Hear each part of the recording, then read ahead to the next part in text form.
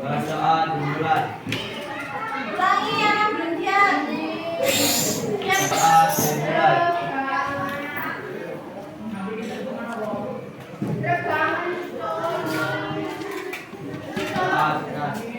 Salam pada guru.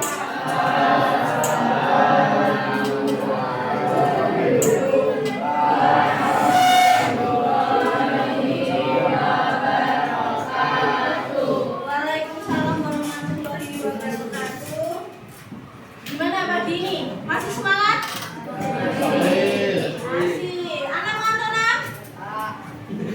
Anak tiap hari ngerjain ngantuk. Oke, baik. Kita cek absen kehadiran terlebih dahulu. Hari ini ada yang tidak masuk? Siapa? Denis. Kenapa Denis tidak masuk? Pen. Oh, dispen main bola. Anak nggak main bola, Nak? Enggak, anak nggak bisa main bola. Biasanya main basket. Bisa, Nak? Voli. Main voli apa main balet? Oke, baik. Pada pertemuan kali ini kita akan belajar ataupun membahas materi tentang tata urutan peraturan perundang-undangan di Indonesia.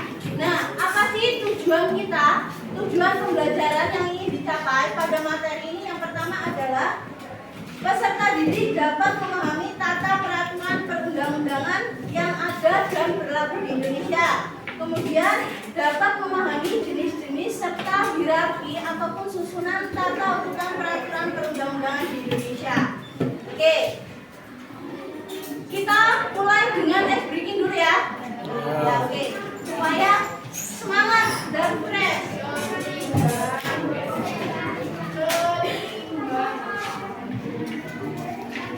Mungkin kalian pernah mungkin kalian pernah dengar atau kalian ketika scroll TikTok pasti kalian tahu ice breaking ini sering dimainkan oleh anak-anak SD, SMP, bahkan anak-anak PAUD itu mainnya ice breaking seperti ini. Ketika di sini ada anak ayam titik-titik, anak ayam titik-titik, terus habis itu kan kakak ayam pipi, kakak ayam pipi, ibu ayam petok-petok, ibu ayam petok-petok. Kalau bapak ayam gimana? Bapak ayam kukuruyuk, bapak ayam kukuruyuk. Oke, kita lihat dulu, kita praktek. Ya kan ya? Yuk, kita lihat dulu. Dan anak semangat orang ngantuk karena anak biasanya setiap pelajaran mereka harus tidur. Tapi kan ini nggak ada temannya Denis, harapannya dia nggak tidur dalam kelas.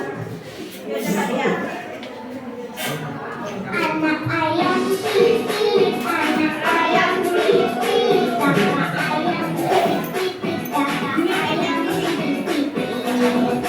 Ibu ayam petak-petak, ibu ayam petak-petak, bapak ayam kukuruyuk, bapak ayam kukuruyuk.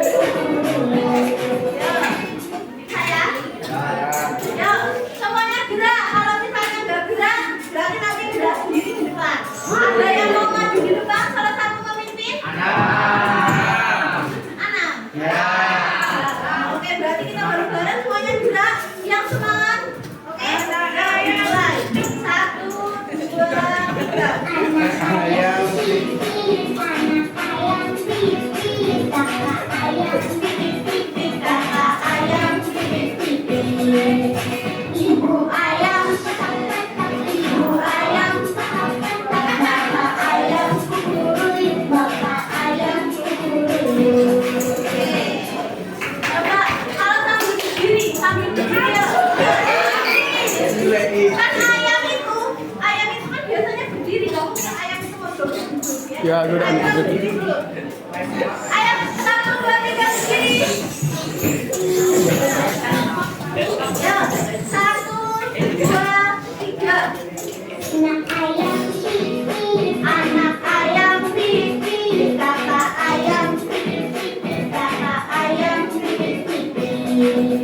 Ibu ayam petak-petak, ibu ayam petak-petak, bapak ayam kukuruyuk, bapak ayam kukuruyuk. Oke, tepuk tangan.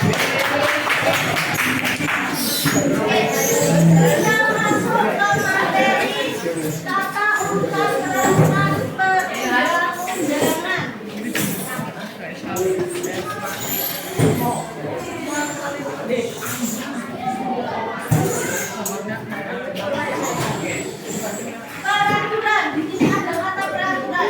Biasanya, di mana sih kalian menemukan adanya suatu peraturan di sekolah?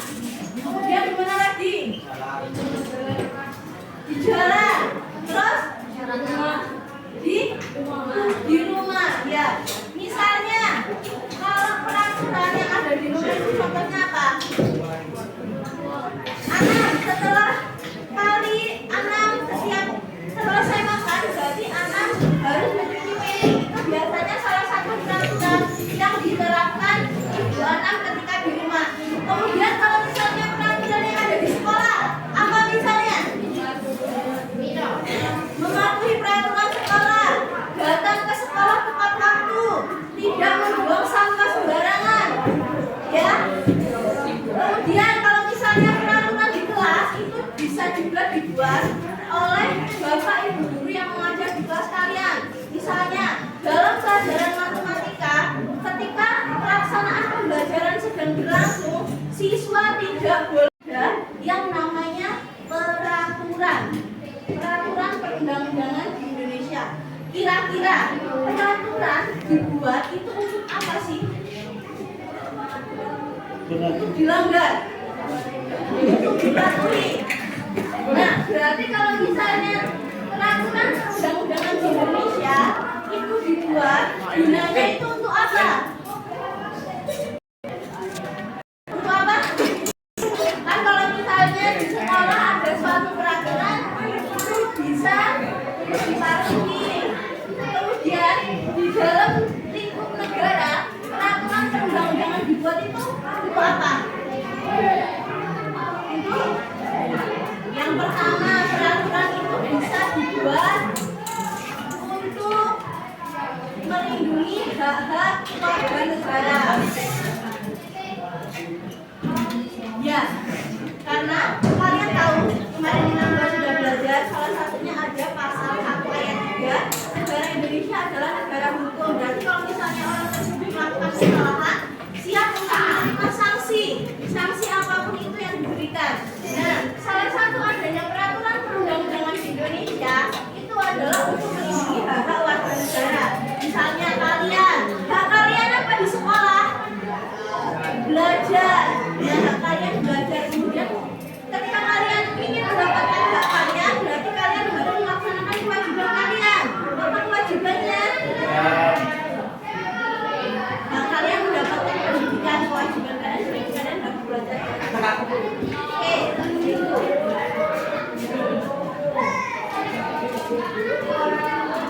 Kemudian peraturan perundang-undangan dibuat itu untuk apa lagi kira-kira? Untuk apa? Mengatur tentang kehidupan berbangsa dan bernegara, karena kita selain berpedoman dengan Pancasila, kita juga berpedoman dengan Undang-Undang 1945. Oke, kita lihat video pembelajaran berikut ini. Silakan kalian amati dan kalian cari maknanya dari video ini. Diperhatikan ya.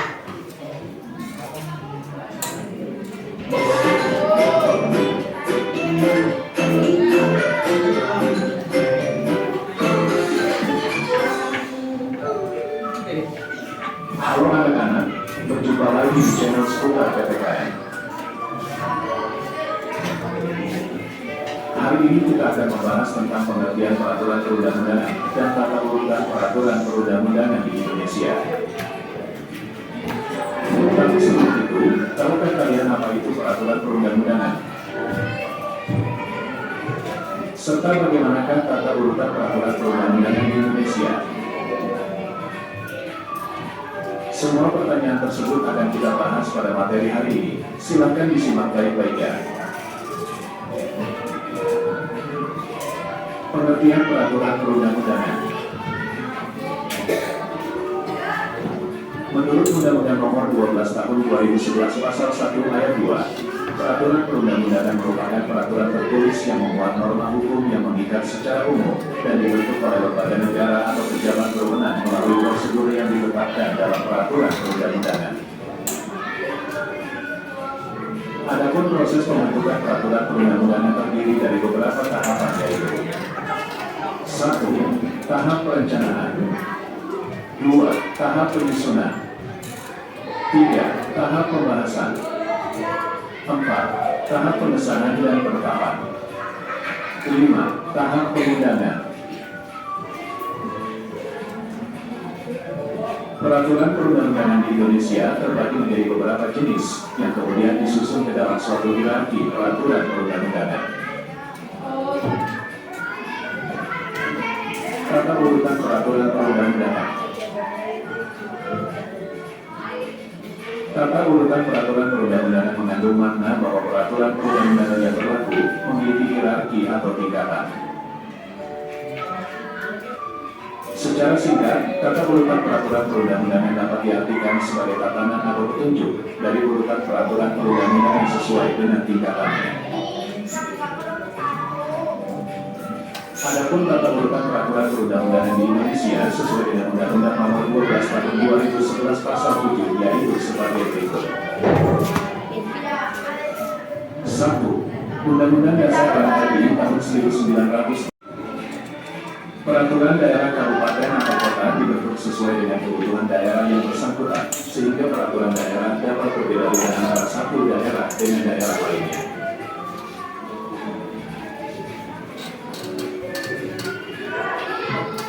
Sekian dulu untuk materi hari ini.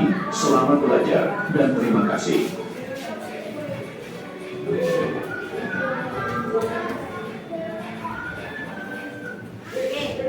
Setelah melihat tayangan video tentang tata urutan peraturan perundang-undangan di Indonesia, kira-kira ada yang belum paham? Kenapa sih kok tata urutan peraturan perundang-undangan di Indonesia itu harus dibuat secara umum? Boleh ngacak nggak? Tidak. Kenapa? Yang menempati urutan tertinggi dalam sistem pemerintahan Indonesia itu apa? Undang-undang apa? Beda ya undang-undang dengan UUD NRI 1945. Yang pertama apa? Ya, UUD NRI 1945. Kenapa kok bisa? Di sini undang-undang menempati kedudukan tertinggi dalam tata urutan peraturan perundang-undangan di Indonesia. Kenapa? Alasannya? Ya, karena di sini kedudukan UUD NRI 1945 sebagai sumber hukum tertinggi dalam suatu negara. Kemudian di bawahnya ada apa lagi? TAP MPR. TAP MPR itu apa? Ya, ketetapan MPR. MPR apa nam? MPR. Apa MPR? Majelis Permusyawaratan Rakyat. Kemudian di bawahnya MPR harus apa? Ada apa? Ya, undang-undang atau perpu. Apa sih perpu? Ya, peraturan pemerintah pengganti undang-undang. Kemudian di bawahnya perpu PP. Apa PP? Peraturan pemerintah. Ya, peraturan pemerintah. Kemudian di bawahnya lagi ada apa? Perpres. Apa perpres? Ya, peraturan presiden. Kemudian di bawahnya ada apa? Perda apa? Ya, perda provinsi dan perda kabupaten. Ya, oke. Jadi ini adalah tata urutan peraturan perundang-undangan di Indonesia berdasarkan pasal 7 Undang-Undang Nomor 12 Tahun 2011. Ini adalah urut, tidak bisa tiba-tiba peraturan pemerintah menduduki urutan pertama, itu tidak bisa. Nah, ini adalah merupakan satu kesatuan di mana kalau misalnya ini berjalan dengan sempurna maka menciptakan suatu keharmonisan. Jadi ini tidak boleh bertentangan. Ketika misalnya perda provinsi, misalnya kalau perda provinsi tadi yang buat siapa? sama? Kalau provinsi itu sama dipimpin oleh siapa? Kalau bupati kan kabupaten. Ya, bersama gubernur akan membuat suatu peraturan daerah. Artinya setiap daerah memiliki peraturan yang berbeda-beda. Nah, ini harus tetap berpedoman atau berpatokan dengan undang-undang. Jadi ini tidak boleh bertentangan, harus saling berkesinambungan dan saling mendukung satu sama lain. Sampai di sini paham? Ya, undang-undang. Kemarin kita sudah sedikit belajar atau menyinggung tentang undang-undang. Siapa sih yang mengesahkan undang-undang? Coba. Presiden. Siapa? Orang. Hah? Orang? Anak? Siapa? Anggota apa namanya? Anggota? Kalau yang melaksanakan, yang membuat, melaksanakan, mengawasi, cuma ada namanya lembaga tingkat politika kemarin.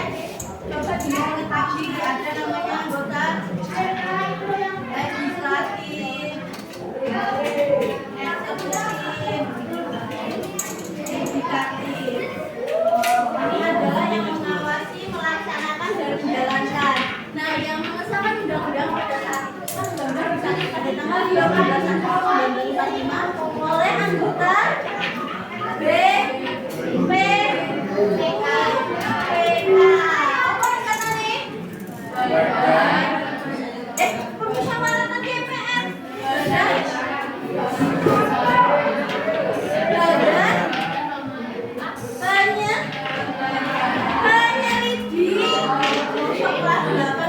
Badan penyelidik usaha persiapan kemerdekaan yang sebenarnya pada saat itu undang-undang mengalami revisi ataupun amandemen sebanyak berapa kali?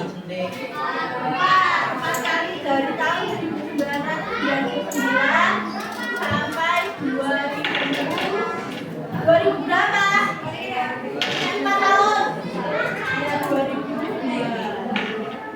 Ini adalah kata utama. Kalau misalnya lebih enaknya ataupun kalian menghafal, ini wajib kalian hafalkan. Itu bisa dibuat seperti gambar piramida supaya hafalnya enak. UD NRI 1945 tahap MPR. Kalau misalnya ada soal kalian disuruh membuat dalam bentuk piramida seperti ini, undang-undang atau perpu, kemudian PP, Perpres, Perda provinsi, Perda kabupaten. Nah, kalau misalnya kalian disuruh membuat dalam bentuk piramida, kurang lebih gambarnya adalah sampai sini paham? Ada yang mau ditanyakan? Tidak, kalau tidak ada, ini ada lembar kerja, silakan kalian kerjakan.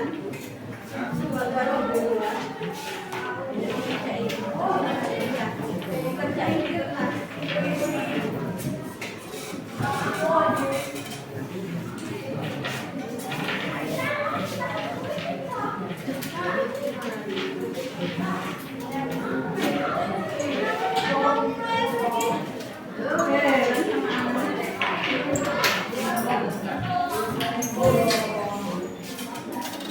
Mael, jangan tidur ya kamu.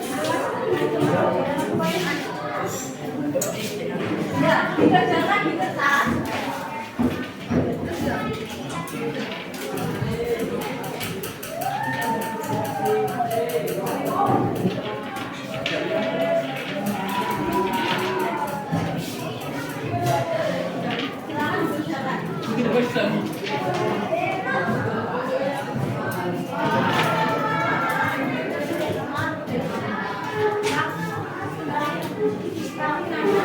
Tangannya nggak, Bu?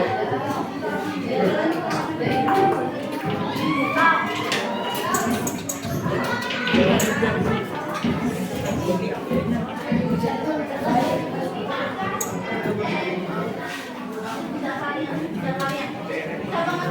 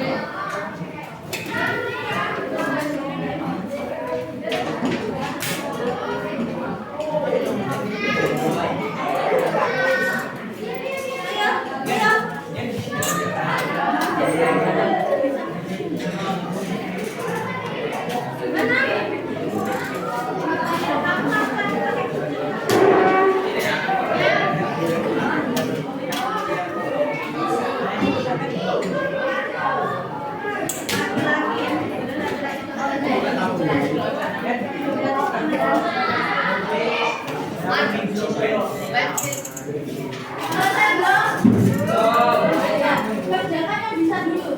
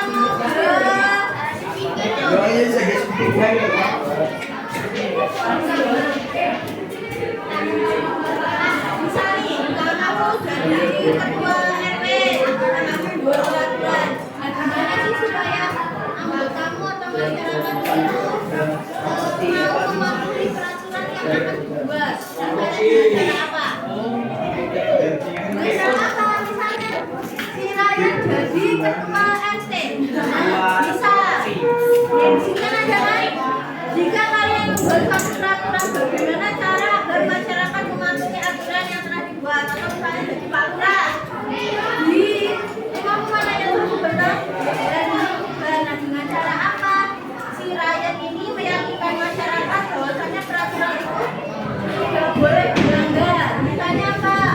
Dengan cara memberikan sanksi yang tegas bagi yang melanggar. Nah, kita nggak boleh doang, kan banyak sekali pernah kita temui misalnya di masyarakat itu orang-orang membuang sampah apa di sekolah itu sampah gimana caranya kalau misalnya di lingkungan sekolah, kalau misalnya di masyarakat banyak sekali orang-orang kadang membuang air beres karena di depan itu kan misalnya menjadi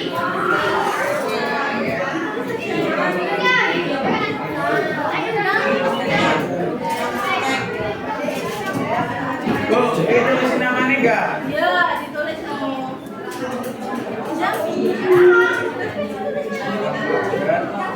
Sampai.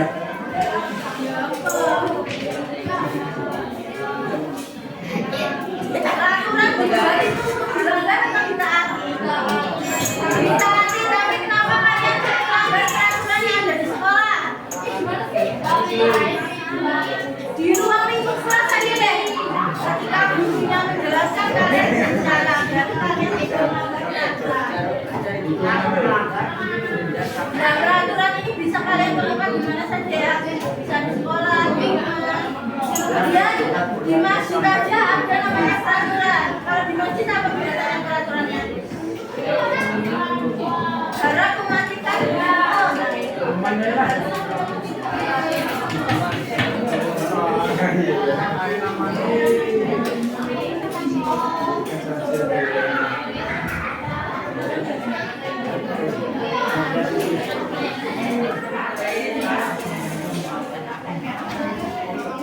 undang-undang.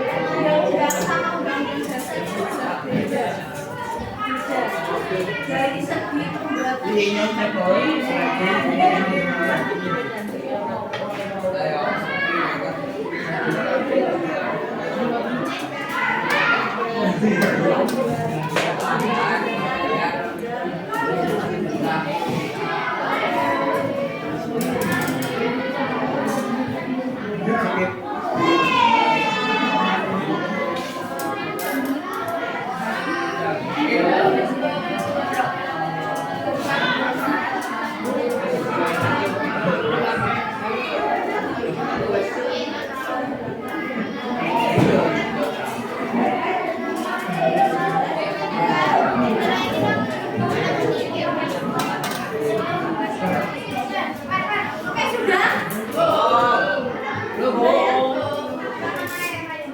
Berapa namanya?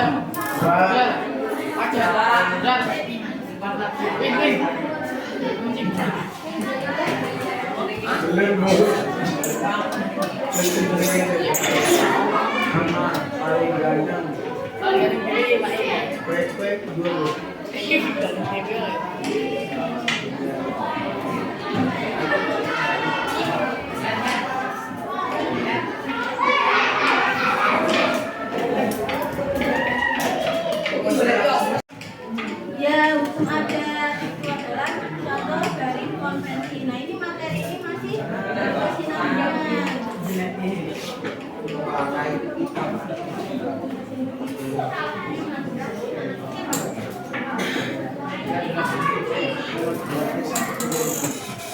Main, selesai.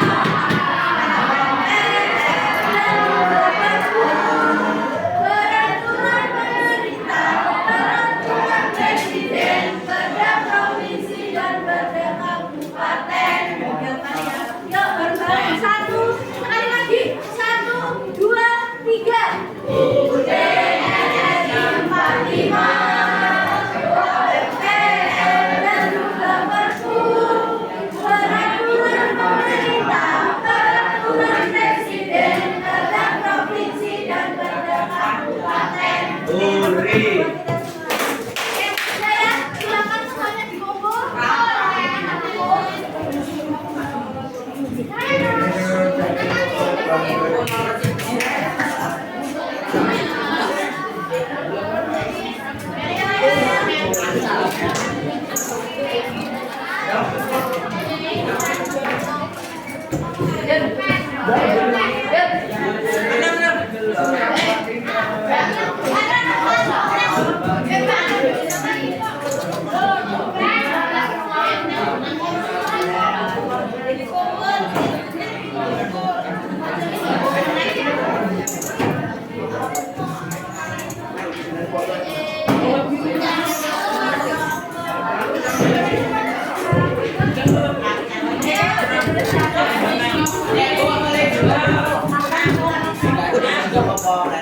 Oke, sudah? Oke, coba siswa menyampaikan lagi apa sih materi yang sudah didapatkan hari ini tentang peraturan perundang-undangan yang ada di Indonesia apa? Selain hierarki, selain tata urutannya, kira-kira apa materi yang sudah kalian tangkap ataupun kalian bisa simpulkan? Apa? Ada?